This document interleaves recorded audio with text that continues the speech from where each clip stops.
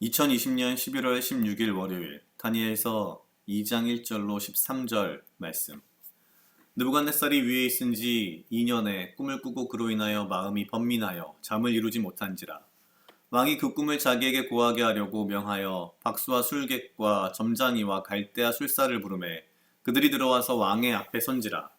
왕이 그들에게 이르되 내가 꿈을 꾸고 그 꿈을 알고자 하여 마음이 번민하도다. 갈대아 술사들이 아람 방언으로 왕께 말하되 왕이여 만세수를 하옵소서. 왕은 그 꿈을 종들에게 이르시면 우리가 해석하여 드리겠나이다. 왕이 갈대아 술사에게 대답하여 가로되 내가 명령을 내렸나니 너희가 만일 꿈과 그 해석을 나로 알게 하지 못하면 아니하면 너희 몸을 쪼갤 것이며 너희 집으로 걸음터를 삼을 것이요 너희가 만일 꿈과 그 해석을 보이면 너희가 선물과 상과 큰 영광을 내게서 얻으리라. 그런즉 꿈과 그 해석을 내게 보이라. 그들이 다시 대답하여 가로되 청컨대 왕은 꿈을 종들에게 이루소서. 그리하시면 우리가 해석하여 드리겠나이다. 왕이 대답하여 가로되 내가 분명히 아노라. 너희가 나의 명령이 내렸음을 보았으므로 시간을 천연하여 함이로다. 너희가 만일 이 꿈을 나로 알게 하지 아니하면 너희를 처치할 법이 오직 하나이니 이는 너희가 거짓말과 망령된 말을 내 앞에서 꾸며 말하여 때가 변하기를 기다리려 함이니라. 이제 그 꿈을 내게 알게 하라. 그리하면 너희가 그 해석도 보일 줄을 내가 알리라. 갈대아 술사들이 왕 앞에 대답하여 가로되 세상에는 왕의 그 일을 보일 자가 하나도 없으므로 크고 권력이 있는 왕이 이런 것으로 박수에게나 술객에게나 갈대아 술사에게 물은 자가 절대로 있지 아니하였나이다. 왕의 물으신 것은 희한한 일이라. 육체와 함께 거하지 아니하는 신들 외에는 왕 앞에 그것을 보일 자가 없나이다 한지라. 왕이 이로 인하여 진노하고 통분하여 바벨론 모든 박사를 다 멸하라 명하니라. 왕의 명령이 내림에 박사들은 죽게 되었고 다니엘과 그 동무도 죽이려고 찾았더라. 아멘. 지난 주말부터는 다니엘서가 시작됐습니다. 오늘은 다니엘서 2장 1절로 13절입니다. 우리가 모두 다 잘 알고 있지만 다니엘서는 오늘 2장 1절에도 드러나 있듯이 느부갓네살 왕이 사실상 이 유다 왕국을 멸망시킨 이후에 1차 바빌론 유수, 그러니까 1차 유수라고 하긴 그렇죠. 1차 바빌론 정벌에 의해서 끌려간 유다의 사람들 중에 다니엘이 있었던 것입니다. 아마도 느부갓네살은 고대 근동 지역의 여러 지역들을 정벌하면서 아마도 비슷한 전략을 썼던 것 같습니다.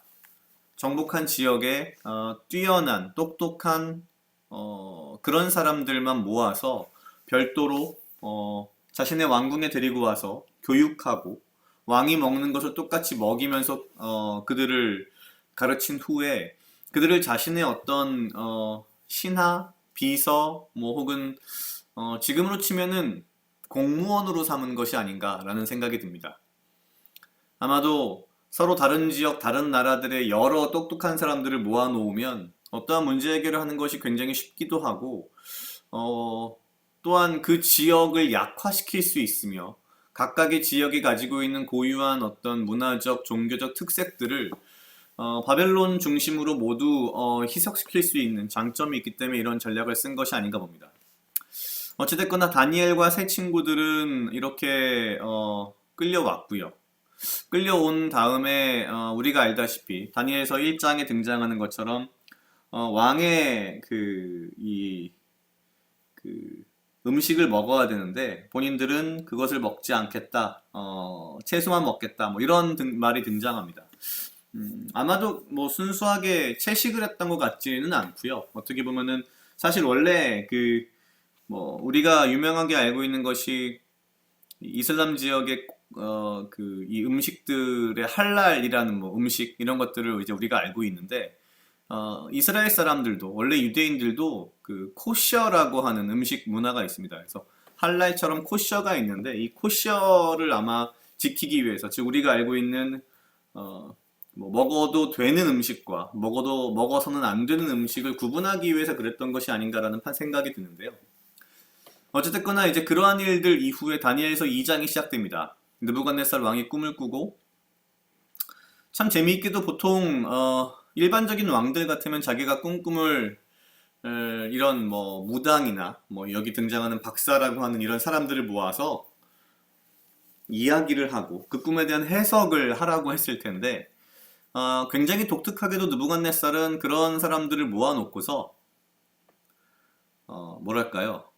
내가 꿈을 꾸었는데 내 꿈이 무엇이고 그 꿈을 해석하라라고. 그러니까 자기가 꾼 꿈을 이야기해주지도 않고 내가 꾼 꿈을 맞춰보라. 사실은 이런 상황이 되는 겁니다. 오늘 등장하는 모든 갈대아 술사들이라든지 여기에 있는 그 모든 박사라고 하는 사람들이 당황을 하고요. 이런 적이 없다. 어떠한 왕도 이래 본 적이 없다. 이거는 육체를 가진 존재, 신이 아니고서는 그걸 어떻게 알 수 있겠냐라는 이제 대답을 합니다. 그런 이유로 이제 느부갓네살은 이제 이 바벨론의 모든 박사를 죽이려고 명하고, 그런 이유로 사실은 다니엘과 그 세 친구들도 죽임을 당하는 상황이 이루어집니다.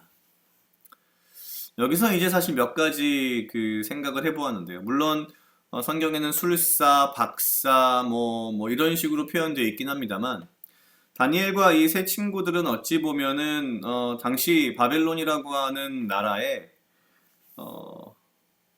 특수 공무원으로 임용된 것이라고 생각을 하면 좀 쉬울 것 같습니다. 그런데 공무원은 공무원인데 가장 말단, 우리나라로 치면 구급 공무원이고요. 그러면서 동시에 사실은 바벨론 출신이 아니라 해외파. 그런데 뭐랄까요?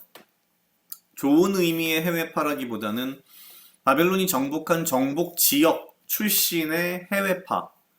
그러니까 어떻게 보면 굉장히 대우를 받을 수 없고 그렇게 뭔가 좋은 뭐랄까요? 입장이 아닌, 그러면서 말단 공무원 뭐 이 정도로 사실은 보면 될 것 같습니다. 어찌됐거나 지금 상황에서 이런 문제로 인하여서 다니엘과 그 친구들은 죽을 상황에 들어가게 됩니다. 그런 생각이 들었습니다. 도대체 이런 왕이 있을 수 있겠나?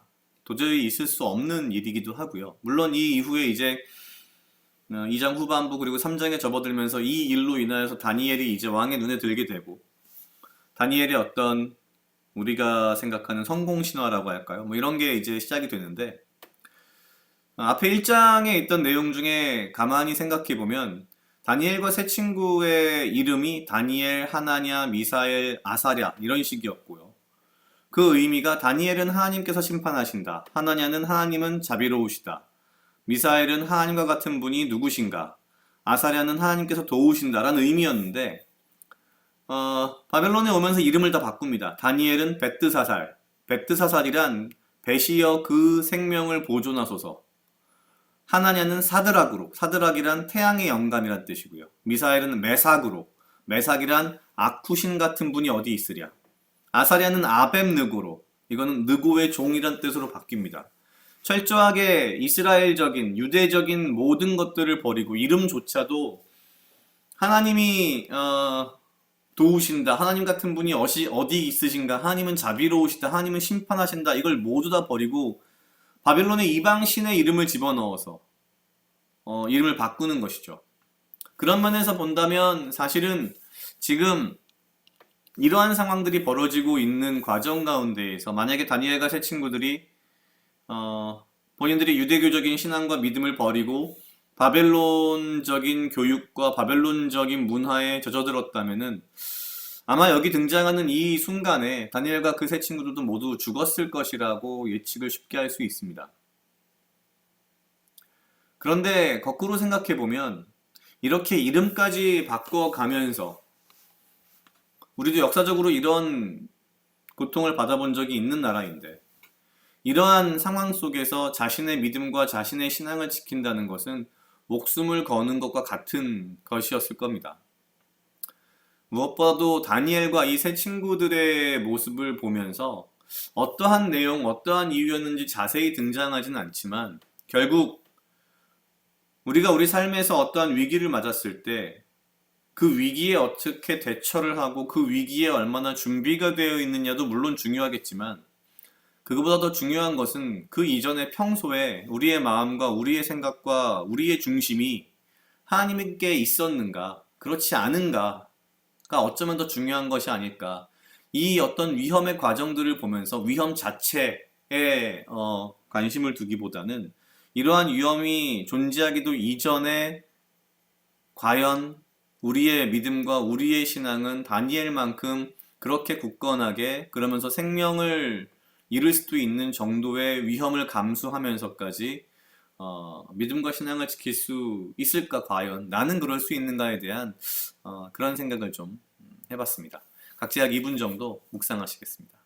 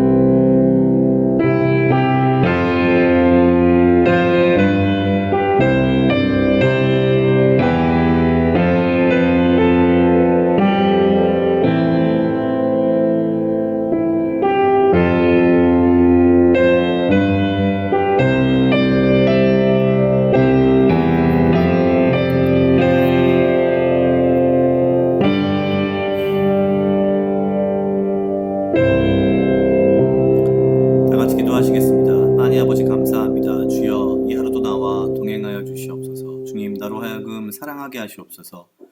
아버지여, 나를 해하려 하는 그 어떠한 무리들로부터 나를 지키고 보호하여 주시며, 내가 오직 주님 주시는 지혜와 명철로 이 하루를 살아가고 나에게 필요한 건강과 육체적 강건함을 허락하여 주시옵소서. 주님, 내가 평소에 나의 매일매일의 삶 속에서 나의 중심을, 나의 마음을 항상 아버지께 두게 하시고 말씀 가운데 있게 하시며, 내가 어떠한 손해와 위험을 감수하더라도 나의 믿음과 신앙을 포기하지 않으며 오직 주님의 말씀 가운데에 들어갈 수 있도록 주여 인도하여 주시옵소서. 감사합니다. 이 모든 말씀 예수님 이름으로 기도드렸습니다. 아멘.